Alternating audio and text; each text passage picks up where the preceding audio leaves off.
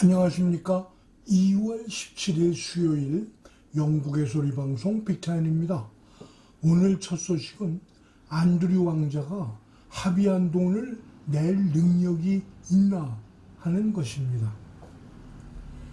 앤드류 왕자는 버지니아 주프레가 미국에서 제기한 민사 성폭행 사건을 일단은 합의하였습니다. 그러나 화해의 규모와 안드류 왕자가 그것을 감당할 수 있을지에 대해서는 여전히 의문이 남아 있습니다. 그의 수입으로 어떻게 그러한 비용을 충당할 수 있겠습니까? 합의 규모는 얼마나 됩니까? 안드류 왕자의 지불액이 신문에 따라서는 최하 750만 파운드에서 1200만 파운드 사이라고 추측 보도되고 있습니다. 그러나 이는 기밀사항이며 정확한 재정적 해결이 공개될 가능성은 거의 없습니다. 총액이 얼마든 간에 안드류 왕자는 주프레에게 지불할 수 있는 만큼 큰 돈이 있어야 합니다. 합의금은 두 가지로 지불되어야 합니다. 주프레 개인에게 지불하는 것과 피해자의 권리를 지원하는 주프레 자선단체에 상당 금액을 기부하는 조건입니다. 앤드류 왕자는 돈을 어디서 벌어서 쓸까요? 그가 왕실을 대신하여 직무를 수행하는 일하는 왕자이었을 때 안드류 왕자는 사무실 운영 비용을 포함하여 연간 약 25만 파운드를 받았습니다. 그러나 2019년 그가 뉴스나이트 인터뷰를 계기로 공식 왕실 직무에서 물러났을 때 그러한 지불은 끝났을 것으로 보입니다. 만일 지금도 지급되고 있다면 그것은 여왕이 그녀의 개인 수입에서 그에게 지불하는 것으로 대체되었을 수 있습니다. 앤드류 왕자는 또한 연간 약 2만 파운드로 추정되는 군대 연금을 명예 해군 제독으로서 받습니다. 그는 문화재 2등급으로 등재된 부동산인 윈저의 로얄 로지에 살고 있지만 크라운 에스테이트에서 임대한 것이며 팔 수 있는 그의 자산이 아닙니다. 유일한 그의 재산이라면 2015년 전처인 요크 공작부인 사라와 공동 구입한 스위스의 베르비에 스키 리조트에 있는 호화 살레를 팔면 추가 자금이 생길 수 있습니다. 살레는 당시 800만 파운드를 지불했으나 현재 가치는 1300만 파운드가량 평가되고 있다고 왕자의 대변인은 말하며 현재 매각이 진행 중이라고 말했습니다. 2007년 앤드류 왕자는 영국령 버진 아일랜드에 대한 역외 신탁을 통해 당시 카자흐스탄 대통령의 사위인 티모르 클라바예프에게 자신의 써닝힐 파크 집을 1,500만 파운드에 매각했습니다. 윈저성 근처에 있던 침실 12개짜리 집은 1986년 앤드류 왕자에게 여왕의 결혼 선물로 주었던 것이었습니다. 그럼 공적 자금으로 합의금을 마련할 수 있습니까? 왕실 재정 전문가인 데이비드 맥클루어는 액수가 500만에서 1000만 파운드에 이른다면 그가 그런 돈을 갖고 있지 않다고 생각합니다. 여왕이 일부 돈을 내놓을 가능성이 높다고 말했습니다.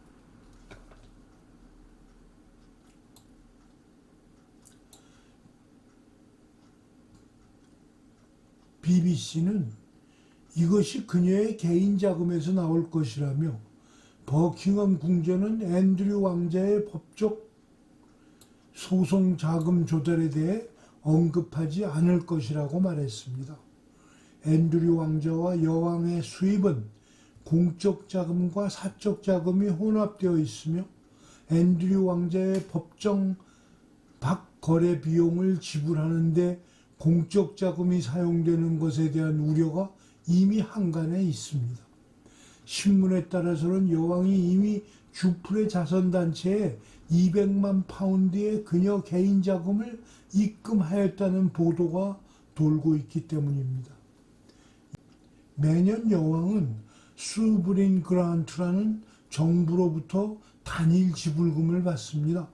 작년에는 8,630만 파운드였으며 직원, 건물 및 여행과 같은 공식 왕실 운영 비용을 지불하는 데 사용되고 있습니다.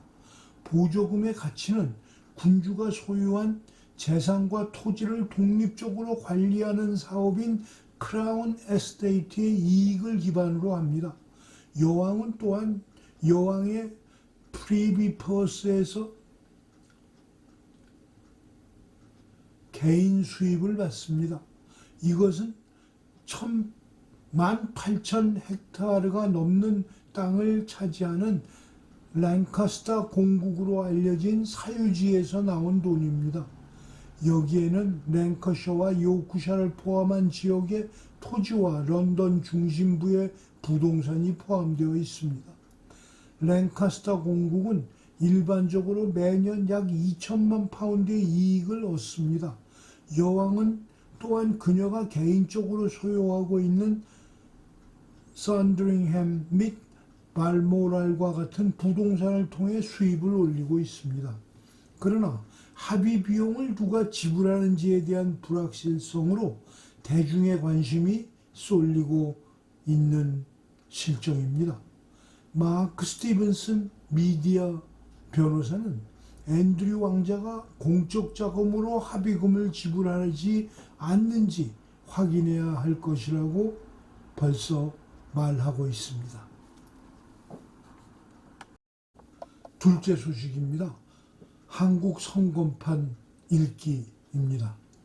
황교안 전 총리는 다음 달 대선에서 부정선거를 방지하기 위해 부방대를 조직, 4.15 부정선거 같은 적폐가 대통령 선거에서는 일어나지 않도록 활동하고 있다는 보도는 이미 해드렸습니다. 그런데 국힘당의 이준 사전선거를 많이 하라고 독려하는 말을 하자 황교안 전 총리는 열받았습니다. 영상으로 보시겠습니다. 피를 토하는 심정으로 국민의힘 윤석열 후보와 당직자들 그리고 선대 본부에 고합니다. 저는 전 당대표였습니다. 누구보다 당을 사랑합니다. 그리고 당을 사랑하기 이전에 누구보다도 대한민국과 우리 국민들을 사랑합니다. 저는 제 귀를 의심할 만한 이야기를 들었습니다. 사전투표를 독려한다고요? 4.15 총선에서 만들어진 이루 헤아릴 수 없는 많은 가짜 투표지들이 대법관들이 주관한 재검표 현장에서 쏟아져 나왔습니다. 그 선거 조작의 대부분이 사전투표에서 나왔는데, 그런데 또다시 사전투표를 하라고요? 저는 이번 대선에서 부정선거를 막기 위해서 목숨 걸고 뛰고 있습니다. 그래서 절대 사전투표를 해서는 안 됩니다. 절대 사전투표를 하지 말고 당일 투표만 할 것을 호소하고 있습니다. 그런데 사전투표를 독려한다니요. 정말 억장이 무너집니다. 피를 토하는 심정입니다. 제발 잠에서 깨어나 주십시오. 지금쯤 민주당에서는 덩실덩실 춤을 추면서 샴페인 터뜨릴지도 모르겠습니다. 제발 좀 나라를 걱정하고 국민을 생각하는 마음이 있다면 단 한 번만이라도 재검표 과정에서 쏟아져 나온 이 부정선거의 증거물들과 또 통계 자료들을 들여다 보십시오. 4.15 총선 때처럼 투표에서 이기고 개표에서 지는 일이 또다시 되풀이된다면 이는 역사 앞에 돌이킬 수 없는 큰 죄를 짓는 것입니다. 한 번 실수한 것도 뼈아픈데 다시 반복해서는 절대 안 되지 않겠습니까?